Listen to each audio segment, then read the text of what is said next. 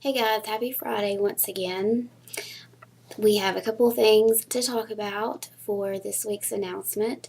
And the first one is the ethical dilemma assignment that you did. Most of you really did use that code of ethical conduct that is published by NAYC that's in the back of your textbook. Appreciate you doing that. That was the point of the exercise, that NAYC is our professional organization that guides decisions that we make. So you don't have to just blindly make these difficult decisions, which the two scenarios that you had are things that could truly happen in your work with young children. So I appreciate you looking at that. The first one, most of you really did give a good answer, being that first, they did talk. The teacher that was concerned about the new teacher talked to her, and then if she really feels like the children are not getting what they need to get, then she can go talk to her supervisor about that. And then a couple of you picked up on a good point that everybody teaches differently. And you're going to learn in the next couple of weeks, if you haven't already started reading, that everybody's curriculum is different. So as long as goals and objectives are being met, sometimes it doesn't matter how they're being met. So everybody's curriculum may be different. And just because it doesn't look like yours doesn't mean that it's wrong. The second one was a little bit more difficult for some of you, but the main point is that parents have the final say in their child's life, that we respect what parents want. Ultimately, the letter for the program for obese children should have gone out to everybody in the classroom, and it should be something that everybody participates in, or that everybody has the opportunity to participate in, as opposed to picking out and selecting just a few to do that. That really is not the ethical way to go about it. So again, use that if you're going to be in the centers, be in schools, be working with young children. Sometimes you might need that professional code of conduct to back you up on a decision that you have to make. Secondly, again, I want to remind you that for your quizzes and assignments, all of those due dates are on the course calendar, which is under Intro to Course on the Blackboard site. It's a Word document, and it has all of those due dates in it. And if you look at the grade sheet, you'll also see that you have 5 discussion board assignments and 5 participation assignments throughout the semester. You've done one of each so far. And these are emerging. These are dependent upon what we're studying, dependent upon how I think you're doing in groups, depending on what the needs are. So those are posted as they come up, and you will always have a week to do those. And your second discussion board is now posted, but again, like it was last time, it's posted through groups, because you're only going to discuss with 3 or 4 or 5 people as opposed to the entire class. So you enter that discussion board through groups. Once you get there, you'll see your group 1, 2, 3, 4, 5. You click on that group, and then you click on discussion board. Once you click on discussion board, you may see something that somebody posted for the last time, but you're also going to see a new forum that says theories. That's what you want to do for this discussion board. You want to click on theories, and then you're going to create a thread.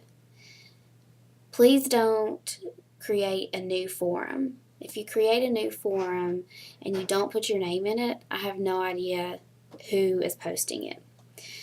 So go in through theories and then create a new thread, not create a new forum.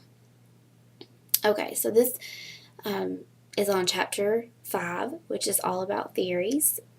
And I'll be very interested to hear what you have to say about what you've learned about theories and how you're going to apply that to your learning with young children.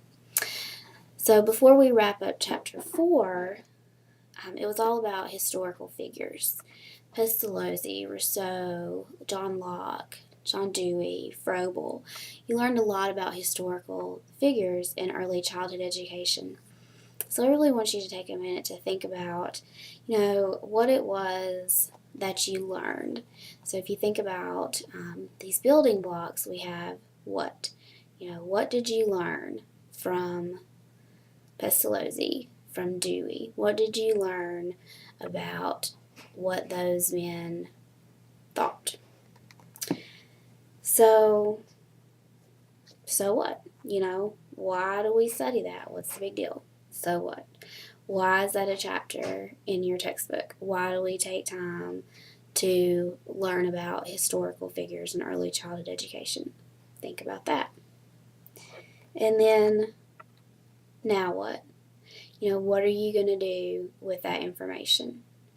Well, if you agree with Froebel that children learn through play and children learn through structured play, you may now be more intentional about setting up structured play.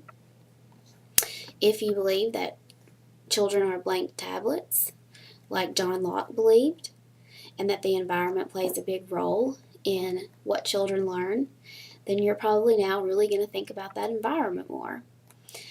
So as an educator, as a professional, think about it. What'd you learn? So what? And now what? What are you going to do with that information? Just something to make us think a little bit.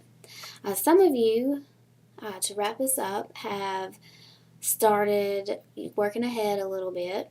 I want to draw your attention to the fact that I put up a YouTube instructional video on how to do assignment 2, which is developmentally appropriate practices.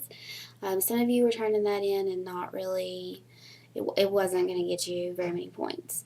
So that's why I put that up there for you so that you could then redo that assignment if necessary for some of you.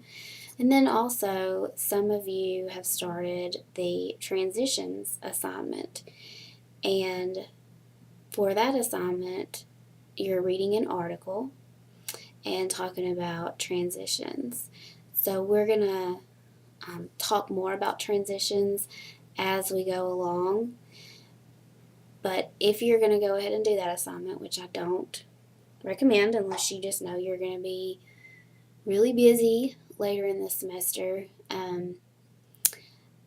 please don't copy just word for word what the article says when the assignment asks you to answer a certain question about what the article says. Summarize it, paraphrase it, use your own words. Don't just copy straight from the article. Okay, so everybody is doing a great job. Please feel free to continue to email me, ask me questions if there's something in Blackboard that's not working. If you don't hear from me, then it's probably because I didn't get your email. Somebody did call earlier today, actually, that had emailed me about something and I had not gotten that email. So if you think, oh, she's not getting back to me, then call me or try me again, because I do get back within the day to any issues. All right, have a good weekend.